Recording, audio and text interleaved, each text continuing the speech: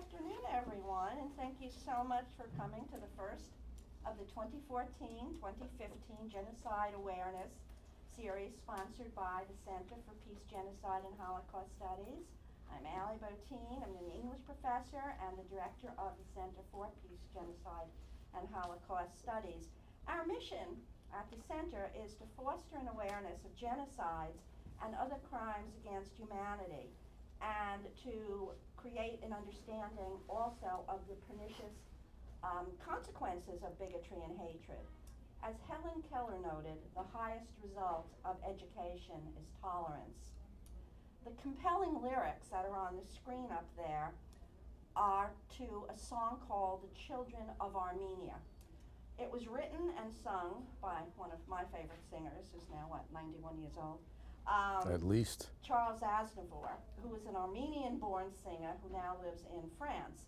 It was at one of Mr. Aznavour's concerts in New York several decades ago, long before any of my students here were born, that I first heard about what has undeniably and sadly earned its subtitle as The Forgotten Genocide.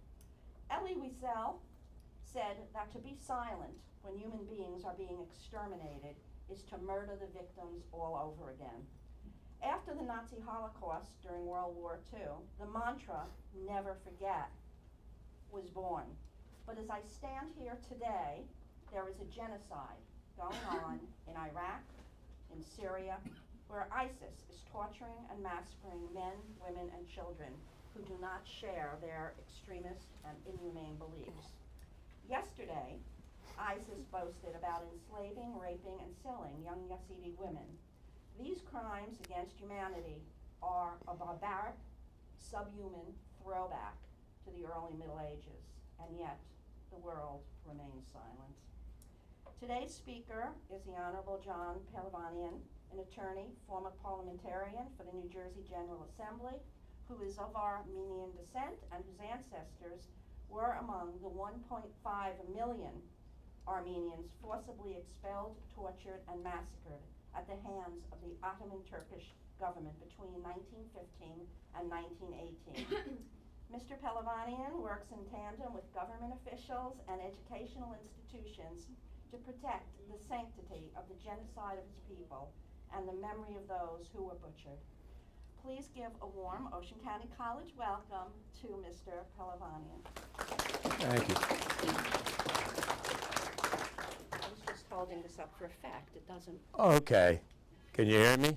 Yes. Yes. Well, today I'm going to laugh and today I'm going to cry because it's a very, very difficult circumstance for me personally. First of all, we're going to laugh because it's been a while. I've been a retired attorney for 8 years, so it's been a while since I've had to wear a suit. And this is my court suit because that's one of the things we're going to do today. We're going to have a bit of a trial. I'm going to bring you into a trial situation that actually occurred in 1921, reported by the New York Times. It was like, imagine the O.J. Simpson trial all over the world. That's how big it was at the time. And having said that, I'm taking my jacket off. See if I can do this without damaging anything. First thing, I thought last night, how would I want to start this? And I thought to myself, Martin Niemöller, the saying. I don't know if any of you are familiar with that, but he was a Protestant minister who was in a concentration camp for 7 years in Nazi Germany.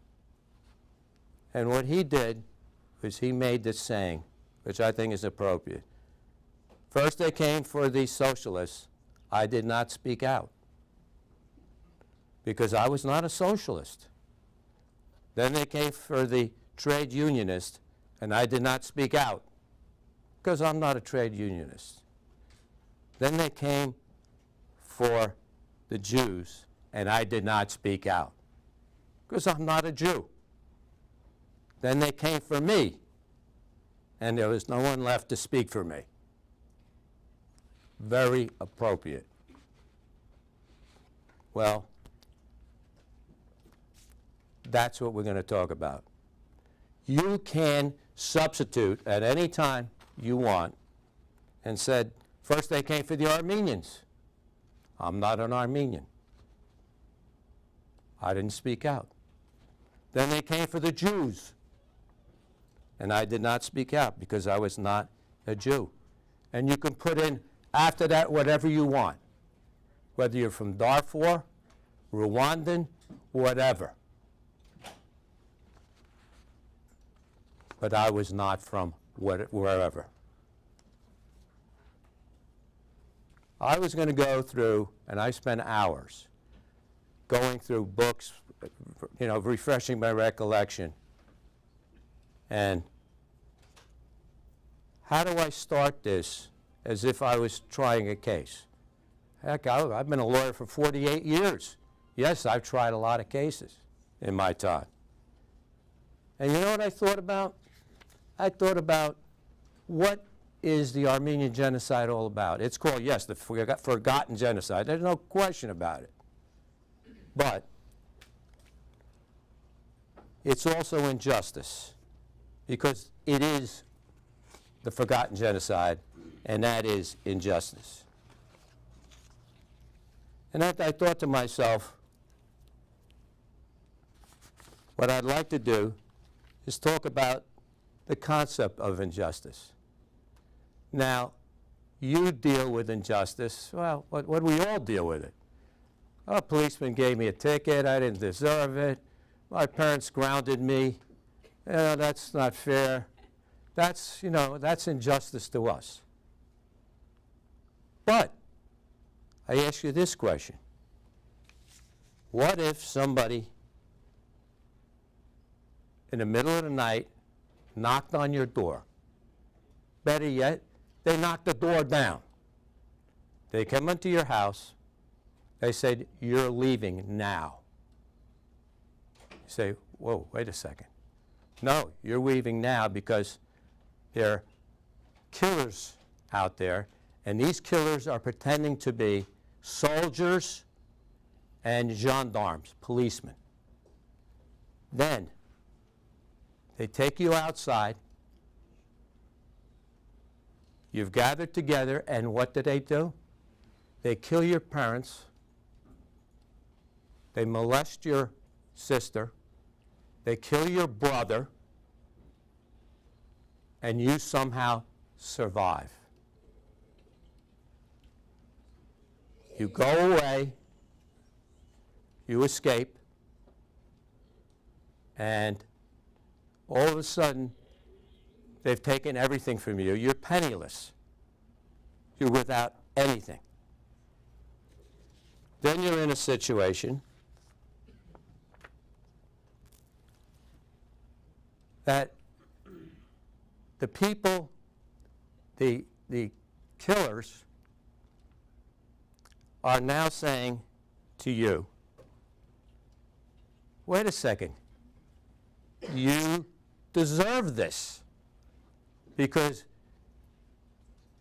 it was only self-defense for ourselves. Go ahead.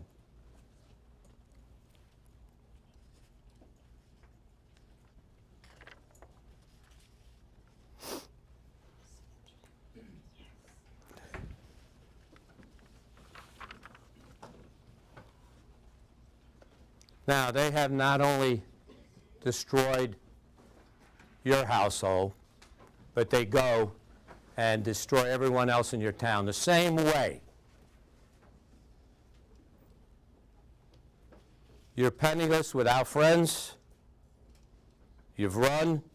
You've sought safety. You've accomplished that. Now, as I said before, it's several years later, and those senders, the people that sent these police, the killers, are living in luxury. Remember, they took everything from you. Other people in other towns are saying, we feel sorry for you. But they're going to do nothing. You're on your own. Nobody raises a hand for you. You can't touch the senders because now they're not only wealthy, but they have power.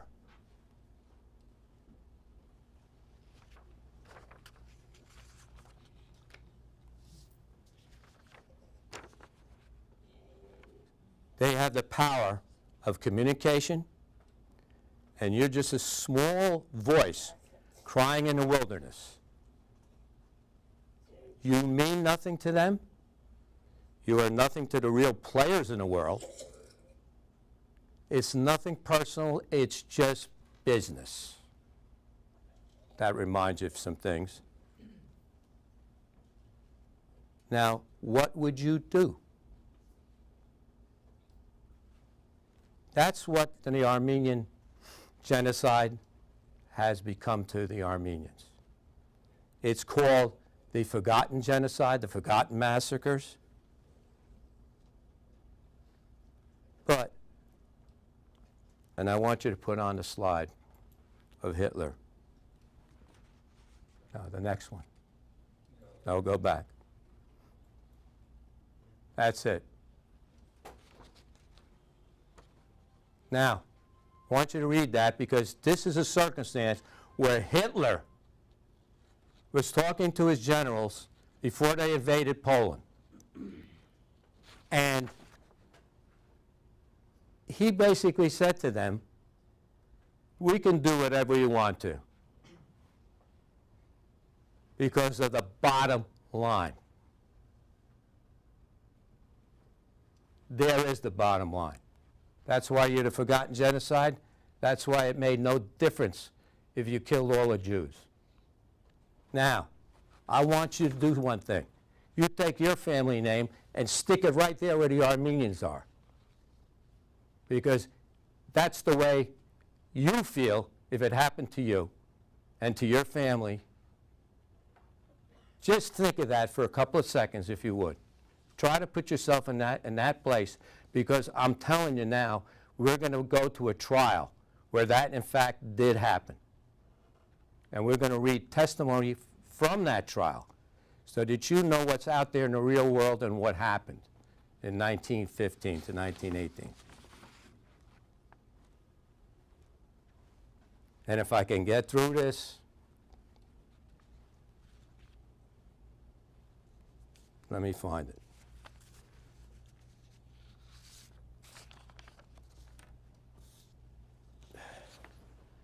This is an article from the New York Times, 1921, March 16th. The sender and the denier was on trial. I got to read you a couple of paragraphs because instead of me trying to set the scene, I'm going to do it right from the New York Times. Talat Pasha, former Grand Vizier of Turkey and one of the three leaders of the Young Turk movement, was assassinated today. The assassination of Talat Pasha is said to be Solomon Talarian. Talat Pasha with Enver Pasha and Jamal Pasha formed the triumvirate which controlled the Turkish government during the war.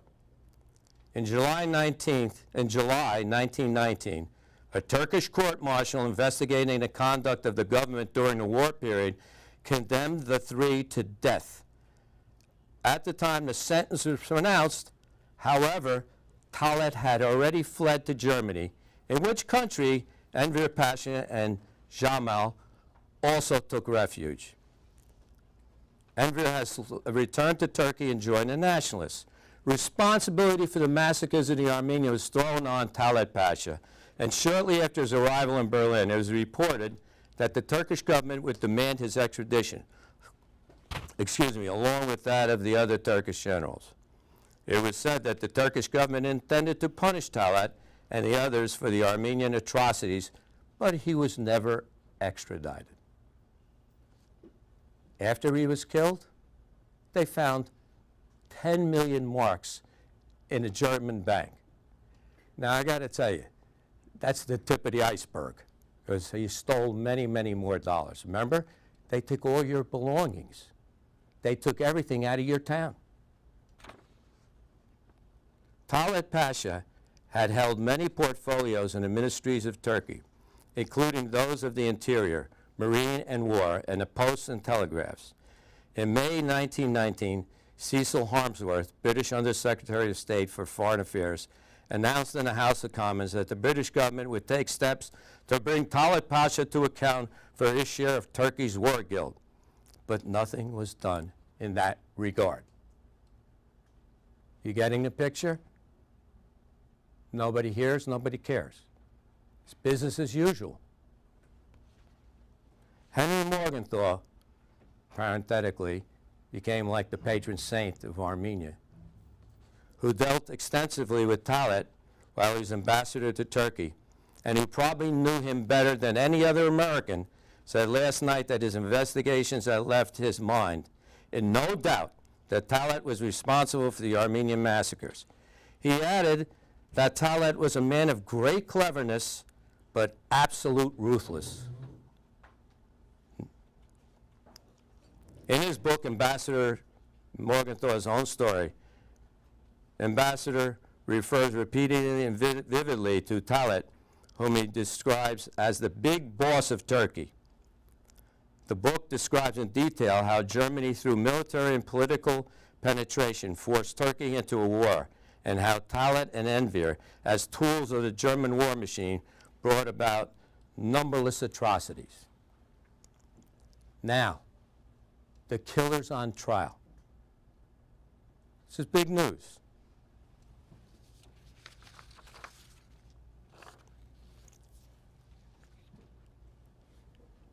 Now, please go to slide 5. No, back. Go ahead. Yeah. No, back. One back. Yeah. Oh, you hit it. You just went past it. That's it. That's the New York Times. A little ahead of ourselves, but I'm going to give you his testimony. And when I'm finished with this testimony, you're not only going to have, obviously, the verdict, you're going to have what he went through, and you're going to have smoking guns. Because right now, remember what your deniers said? They said it was only self-defense. Well, ain't true. And there is all kinds of evidence that was elicited in that trial that proved that that was not the case. Now, I'm going to have great difficulty with this. I almost wish somebody else would read it, because this is a circumstance where the judge was questioning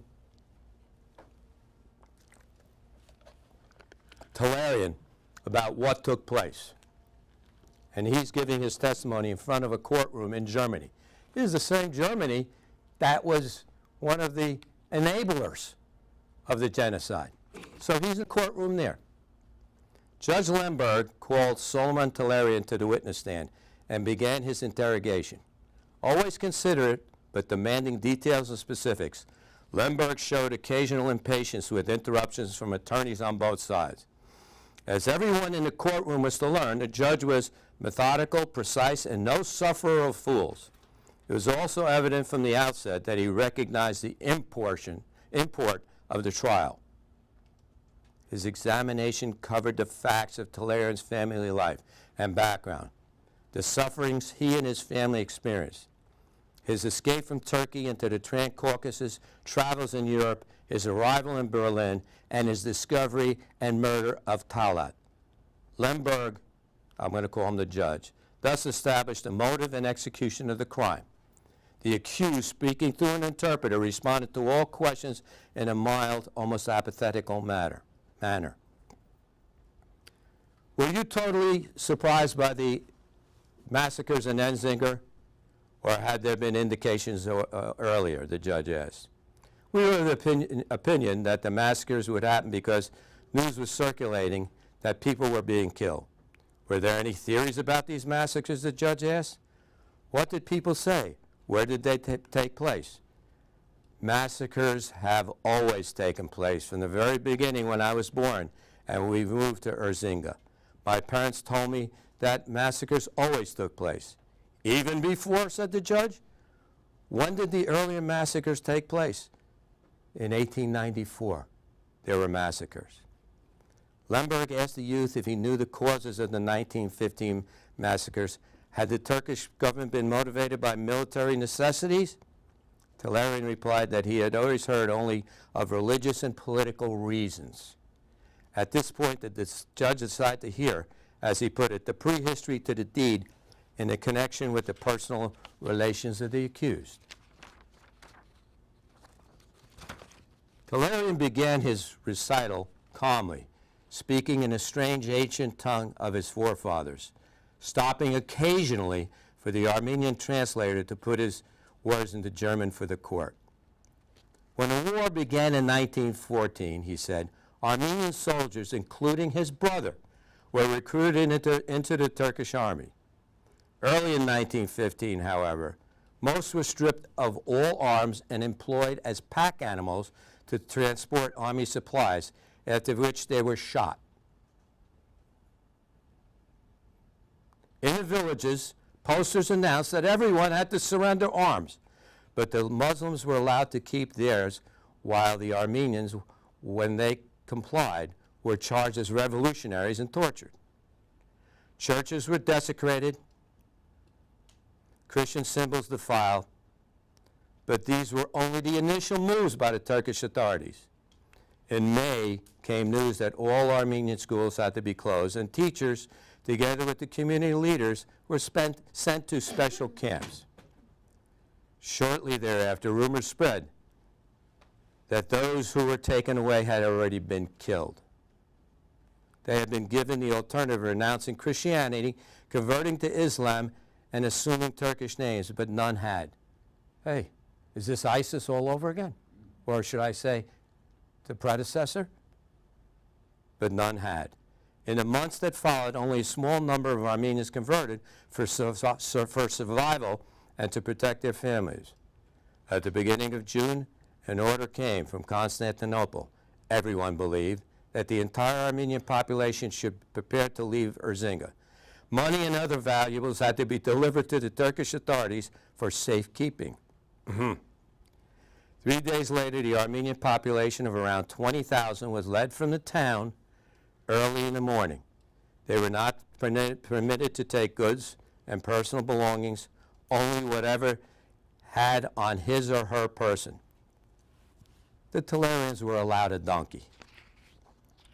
The deportees were formed into a large caravan of 5 or 6 columns, thereby evacuating virtually every Armenian in Erzinga. Turkish soldiers and gendarmes were present on all sides. Everyone was very tired, and it was difficult to count the hours of the march. On the very first day, members of the Talarian family were killed. When the column had marched for several hours, Talarian said, the Turkish soldiers ordered them to stop. The gendarmes began to plunder the deportees, looking for money and valuables they had not turned in. The guardians exploited the deportees, the judge asked. Why? The Turks dealt with the Armenians that way. This is where it gets very difficult. As the plundering began, gunfire was heard from the front of the column, and one of his sisters was dragged away by the gendarmes. Talarian said, his voice rising, his mother screamed, "May I be struck blind." Talarian now displayed great agitation. Breathing heavily and waving his arms, his voice reverberated in the courtroom as he shouted, I do not wish to remember anything further. I prefer to die rather than describe that black day. Judge Lemberg tried to calm the accused and pointed out that the court gave the greatest weight to precisely the experience he had undergone because he was the only one who could describe them. He advised the accused to control himself, heeding the judge, behind whose stern demeanor, as he was to learn, there was a genuine compassion for his plight and a strong sense of judgment. Talleyrand continued his description. Several gendarmes dragged his sister off and raped her, while another split his brother's head with an axe. His mother lay dead nearby, killed, he thought, by a bullet. Panic-stricken at the screaming and pandemonium in whose midst he stood, Talleyrand suddenly felt a blow to his head and fell unconscious. He didn't know how long he lay there. 1 or 2 days, he thought. When he awoke, it was dark, and he felt a great weight on his body. To his horror, he discovered that the burden was his brother's corpse. Talleyrand struggled until he was able to push his brother's body aside and stand up. Despite the darkness, he could see the corpses all around him, and he realized that the entire caravan had been killed. He was the sole survivor left for dead by the Turks. Standing unsteadily because of injuries to his head, arm, and leg, he viewed the scene. Looking at the mutilated bodies surrounding him, including those of his mother and brother, the youth was overwhelmed with despair. Now, you were helpless, without means. What did you do? The judge asked. Talleyrand found his way to a village in the mountains populated by the Kurds. An old woman gave him shelter and old Kurdish clothing, burning his own blood-stained garments. Several villagers advised him to go to Persia. Talleyrand spent 2 months with the Kurds and later was joined by 2 other Armenians who had fled another massacre in another town named Harput. All 3 now left the Kurdish village for the long journey to Persia.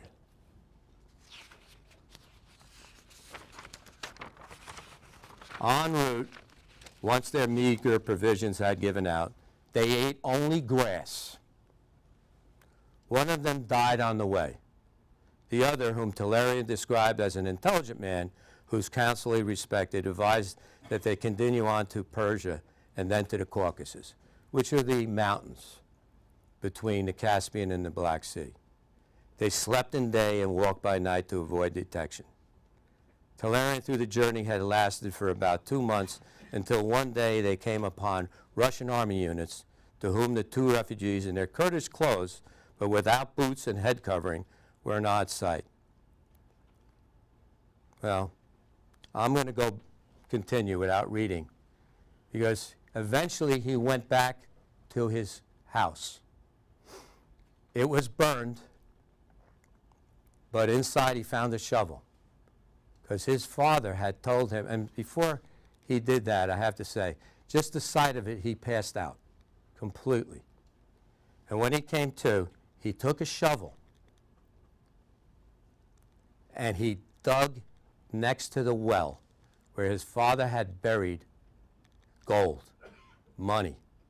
And he took that money, and it took him 4 years,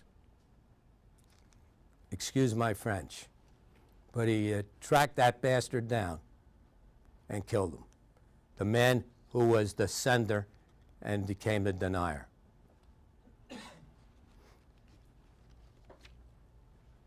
Now, the next testimony was given by another woman that was there.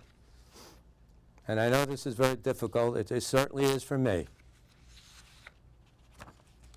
And it's hard to believe there's things that are more horrific.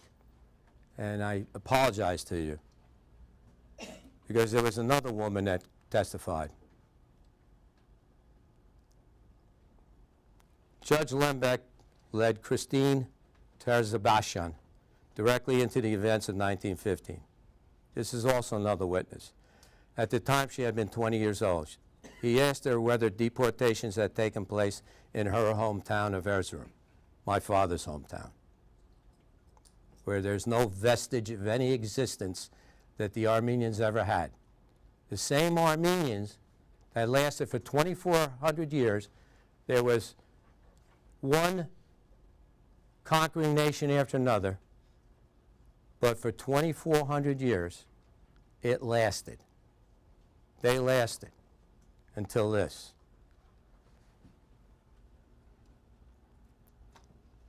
She replied, in July 1915, the inhabitants were brought together and told they had to leave the city.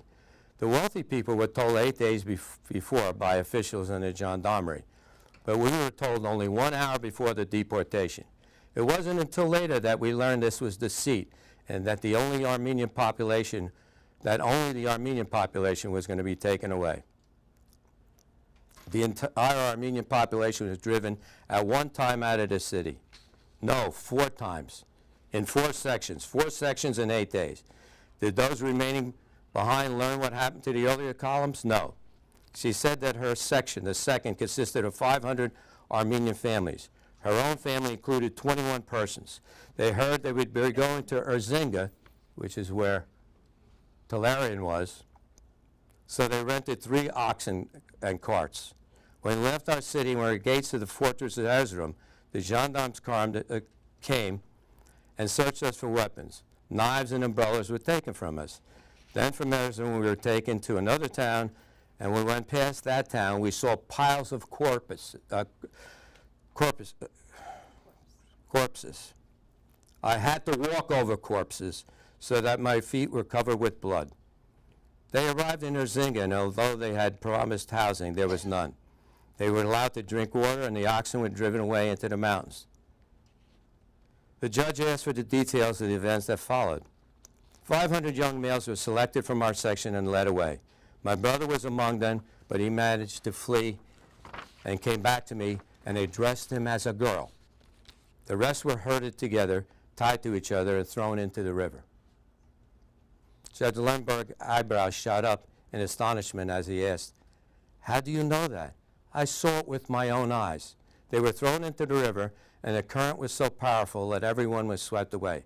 We screamed and cried and didn't know what to do, but were beaten with thorny sticks to keep us moving." Who did this? 30 gendarmes and a unit of soldiers. The deportees arrived later at Malatya and were taken into the hills, where the men and women were separated from a distance of 10 meters. The women could see what was happening to the men. What happened to them? They were hacked to pieces with axes and thrown in the river. The judge spoke with difficulty. Were both men and women massacred in that manner?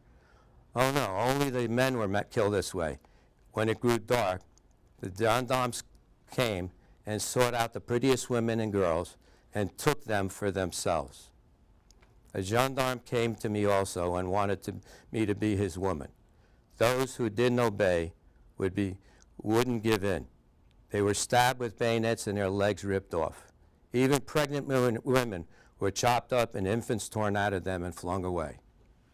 The commotion and outrage that erupted in the courtroom was so vociferous that the witness, as though to add the fullest authenticity to her testimony, turned to the spectators, raised her hand, and declared in a trembling voice, "I swear it." That's it for that testimony.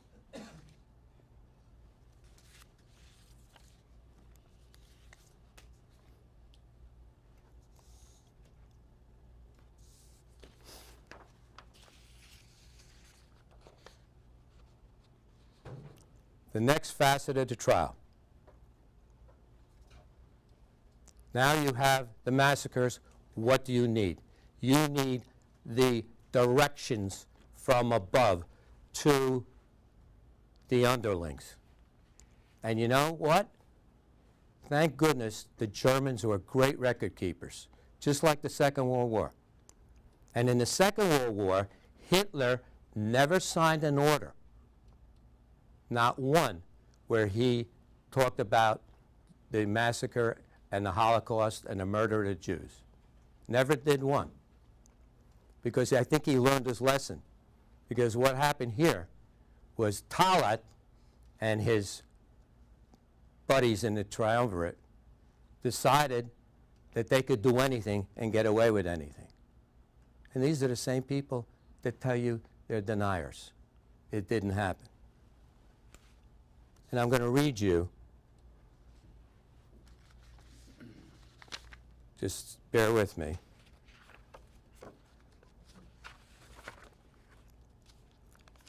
what was said.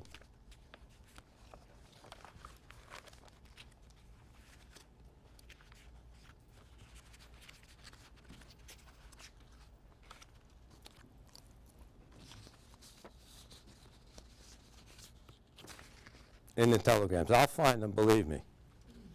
Just bear with me.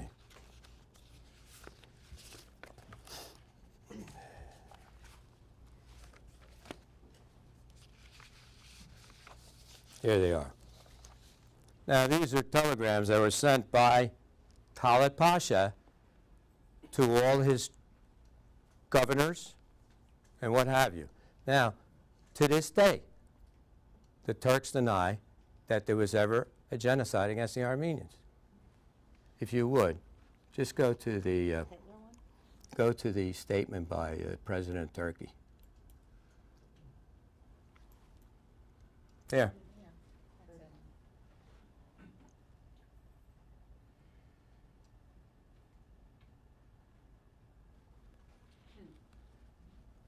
That's just part of it. That, to me, is a continuing genocide, because there were 2 million Armenians. There were 2 million Armenians in Asia Minor. There's 60,000 left in Turkey today. And even those 60,000 deserve a little better than this. Can you imagine President Obama saying that about any of his citizens in the United States? That's the continuing genocide, and there's much more. Because this butcher, Talat, they have buildings named after him. In 1943, the Nazis sent his body back to Turkey, where they made monuments to him. And that they still have buildings named after him, hospitals named after him, streets, sections of the town in Istanbul named after him. If you went down a street and you saw this man's name and realized that you either lived or it was in your neighborhood, talk about waving the Confederate flag. These are the telegrams. To Jamal Bey, delegate at Adana, where a lot of Armenians are massacred. It is the duty of all of us to effect on the broadest lines the realization of the noble project of wiping out of existence the well-known elements who have for centuries been constituting a barrier to the empire's progress and civilization. For this reason, we must take upon ourselves the whole responsibility, saying, come what may, and appreciate how great is the sacrifice which has enabled the government to enter World War I. We must work so that the means adopted may lead to the desired end. All right, now, this is an evidence in a trial in Germany. And you talk about being stuck on your own petard. The interesting thing is, the people that got this evidence were German citizens, supplied it to the prosecution, to the defense team, and it was all authenticated because it came from the German Foreign Office. I mean, they had exact copies of this in Turkish, which they translated and signed by Talat.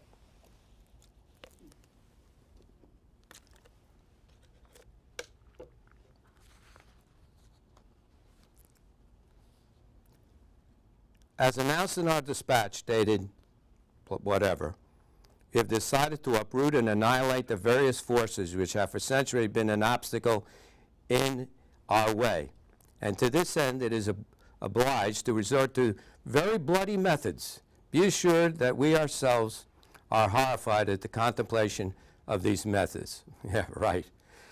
But we see no other way of ensuring the stability of its work. Great justification. I again recall to your memory the question of property left. It is very important. Do not let its distribution escape your vigilance. Always examine the accounts and use of the proceeds. Okay, now next. dated September 3rd, 1915. This was signed by Talat. We recommend that you submit the women and children also to the orders which have been previously prescribed as to apply to the males of the intended persons and to designate for those functions employees of confidence. Right? Make sure nobody's watching that's going to squeal. September 16th.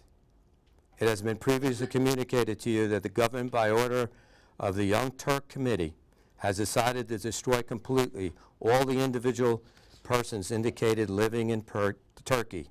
Those who oppose this order and decision cannot remain an official staff of the empire. At the end, they must be put to their existence.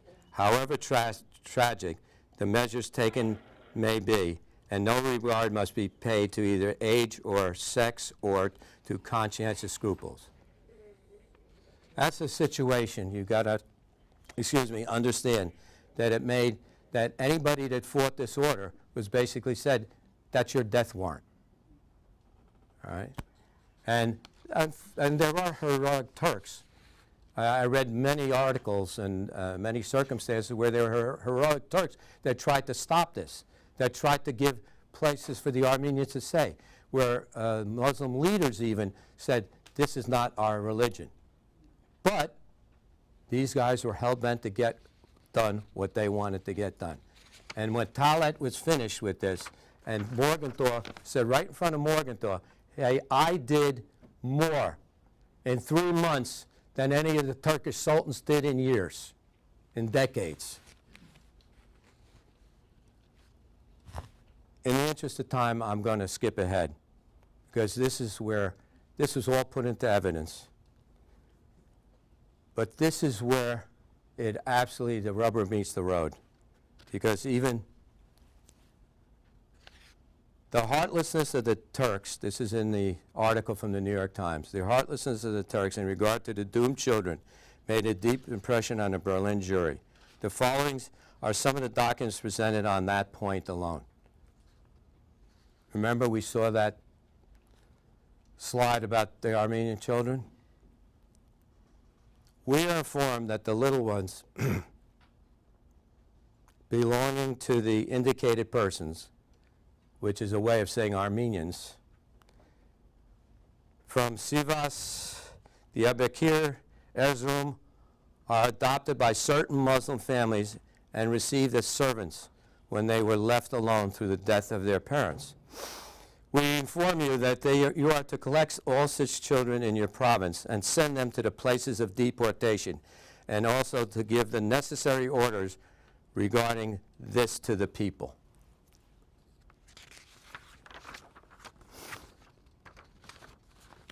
Next order. We hear that certain orphanages which have been opened received also children of the Armenians. Whether this was done through ignorance of our real purpose or through contempt of it, the government will regard the feeding of such children or any attempt to prolong their lives as an act entirely opposed to our purpose, since it considers that no attempt shall be made to establish special orphanages for them. Then they moderated it to say, collect and keep only those orphans who cannot remember the terrors to which their parents have been subjected.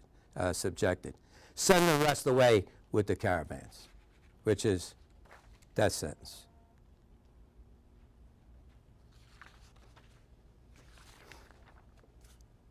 Well, I think that had an effect on the jury. I'm sure it had an effect on you. So as a jury, they found him not guilty.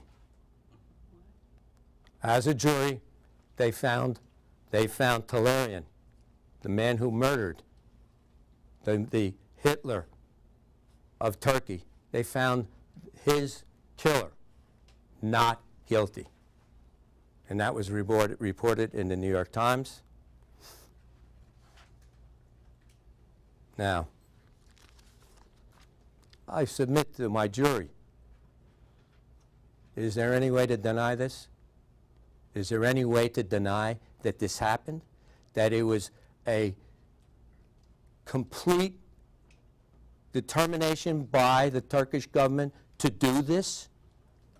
Is there any question in your mind?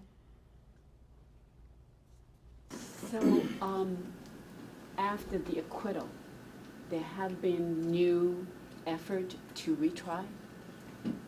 No, that was it. There was no, you mean appeals? Yeah. No, there were none. That was it. It was over. The world's press was satisfied with the result. The Germans were satisfied with results.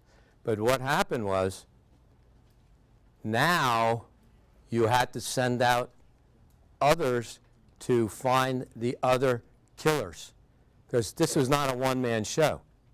I mean, think about what happened in Nuremberg with the trials after the Second World War. What happened? They hung Goering. Well, actually, Goering committed suicide. Take that back. Himmler committed suicide, but they all came to justice. There was no justice here.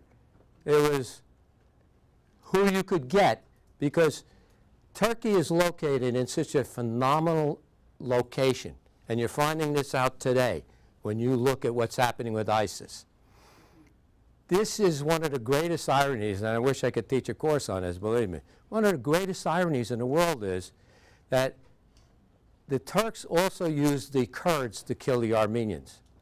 Now the Kurds have grown, and their population, where the Armenians occupied Asia Minor, now the Kurds that are there, that are on boots fighting against ISIS, Yeah.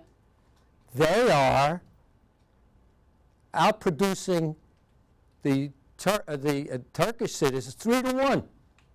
So now 30 or 40% of Turkey, who had determined to get rid of the Armenians because they wanted Turkey, quote, to themselves.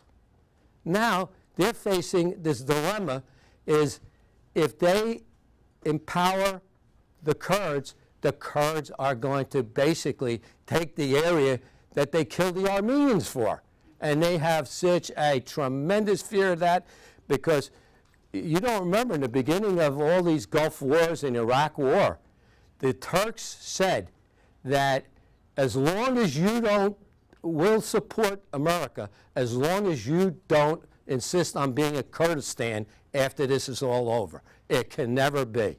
And the reason is that they don't want the Kurds to have their own free land or freedom. They don't want to create their own sovereign nation, because the Turks are going to have to give them part of their territory. And they are going ballistic. Why do you think at first they wanted to close the airport that they were going to use to bomb Kobano? However you said, I can't remember now. They closed that off to us. They are doing nothing to save those people, because the Kurds wanted to go in and out of Turkey to go and save their countrymen, and the Turks said, that's not going to happen. Now they're negotiating with the present administration. I want to see what happens, because there's going to be hell to pay, and we're going to have to pay a big price to make that happen. I got to tell you, there are going to be all kinds of under the table deals to make that happen. And Turkey was the English, the Russians, everybody was doing business with Turkey right after the war, because Turkey controlled, they thought, the Middle East. At the time when this all happened, Turkey had all of the oil. They owned the whole Middle East. That was part of the Ottoman Empire.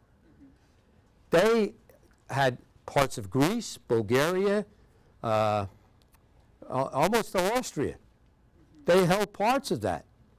So they were the big players, and they controlled the Black Sea and access in and out of Black Sea. And the Russians and them were having wars constantly in order to have access to the Mediterranean. This was big. So nobody, remember when I told you nobody listened in that hypothetical? Because you don't have any power, you're not a player? Well, the players said, let's start doing business with Turkey again. And immediately, what did the British do? They took over Iraq. Where do you think Iraq came from? Iraq wasn't there. It was all Arabia. It wasn't there, Iraq. They took over Iraq. You know where all the Emirates are? That was all part of the Turkish Empire. They owned the whole thing. And the English and the French took it over. They said to the Armenians, hey, we feel sorry for you, but yeah, c'est la vie. That's what happened. So that's why it's the Forgotten Genocide. Hey, forgotten because it's nothing personal, it's only business. What's that line from? Right. Because that's what they were like. You know? Governments, in a lot of respects, can be like the mob families. Believe me. Yes, ma'am. Yes. Yes, Professor. Yes. What message do you want the students to come away with from seeing this, or learning, or doing, or? You know, I thought about that so many times I can't begin to tell you. I really did. What? Empathy, you know? Love. What is Edmund Burke's saying, bad things happen when people just stand around doing nothing. I mean, that's paraphrasing it. That's the way it is in life. You want them to be aware, I'm sure, of what present circumstances and what's going on now. Oh, absolutely, because it's what's genocide all over? It's when people deny what happened. And right now, the Turkish government is spending tens of millions of dollars. The president of Coca-Cola is Turkish, gives fortune. Turkey, Turkey just controls. It's a big country. But the interesting thing about it, and I want you to, you know how many Armenians are, let me just tell you this story. All kinds of books are coming out in Turkey about, my grandmother was Armenian. Remember, they were taken in harems. The children were taken. They were raised. And now the grandmothers and great-grandmothers and even mothers are telling stories about, well, we're really Armenians, but they never spoke out. They never spoke out because they were always in fear. I've met, to this day, I've met Armenians in Turkey that have changed their name to Turkish names because they're so afraid. They still have this constant fear that something's going to happen to them. How the hell can you live like that? I mean, seriously. And the 60,000 that are left, I just don't know how they do it. And that's the difference between that and the Nazi Holocaust, because survivors are speaking, and they have spoken for the last, I'd say, decade or two. You know, my grandmother put me on her knee and would tell me stories. My parents never did. They were very young at the time. But I was going to originally have pictures of my grandchildren up on a screen. And I was going to say to you that my family survived. But it was amazing how they survived, because I didn't get a chance to read one of the telegrams. The way they survived was because they were, the American ambassador was in Constantinople, Istanbul. And as a result of that, they only took the clerics, the intellectuals, the leaders of the community, and killed them in Istanbul. They never really attacked the Armenians that were living in the city. They are the 60,000 survivors, and the ones that survived are like my family. They happen to be living at Constantinople at the time. But the Germans, I mean, you remember how in the telegrams he said, make sure that, nobody tells? Well, that's what they were scared of, because Istanbul was still a cosmopolitan city. That meant there were witnesses and people that could talk later on, and they didn't want that to happen. So some Armenians survived in the city. Now, how close we became? You talk about grace of God, just pure luck. What happened to our family was as follows. My father was living there in 1912 in Erzurum, one of the cities where all the massacres occurred. Almost all the cities. In 1912, because My grandfather had sent his son to Istanbul to seek his fortune and to go and find his girlfriend who had gone to school there and became successful in Istanbul. The family left and went to Istanbul in 1912. I mean, you talk about the skin of your teeth.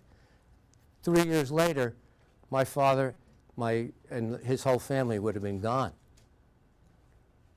My mother's story was she moved to Constantinople, Istanbul, and they did very good business. There were shopkeepers there. My grandfather on my mother's side brought his whole family from out there where it all happened, and he said to them, come and do business here. Well, what happened was the family said, well, we enjoyed here, but we want to go back. They went back. They all died. And when he found out that his family, my grandfather, found out that his family had perished, he had a stroke and he died. You can go and take every facet of what I said, just little portions, and discuss them and talk about them in history. Because you know what history is all about? It's not just dates. It's things that happen, things that are so fascinating, things that will always repeat themselves. Believe me, they do. And the more you know about history, the more you know what's going to happen to you, and you know, even the stock market for that matter. No, everything affects it all. History affects your whole lives and what's going to happen next. Because you got to know why you're in the Middle East, why your leadership wants to do this or do that. It's more than just oil. It's power. If oil is power, you've got to make those determinations. If you do that, so help me, you will have a very enriched life.